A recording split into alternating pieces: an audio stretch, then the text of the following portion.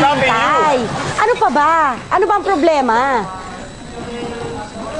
Right now, kasi I have to admit, pareho kaming maraming ginagawa. Oh, bakit kapag umiibig ang isang tao, ay nahahanap ng oras yan? Oo nga. Oh, ayun pala eh. Sa ngayon, talaga. Tumatawa si Jolina. Kinikilig ako eh. Ilang pa si Jolina.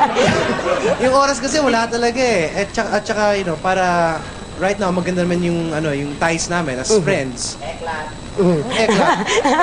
Hindi, at saka, so parang yung interaction namin, okay, maganda mag-register. Sinong walang panahon? Ikaw o si Judy Ann? Pareho kami. Pero, Ay. ewan ko. Pero type nyo isa't isa. Medyo. Ano medyo? Medyo. Oo, hindi. Okay.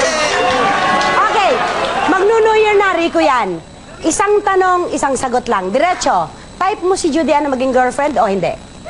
Yes or no only? Oo, hindi lang. Ang sagot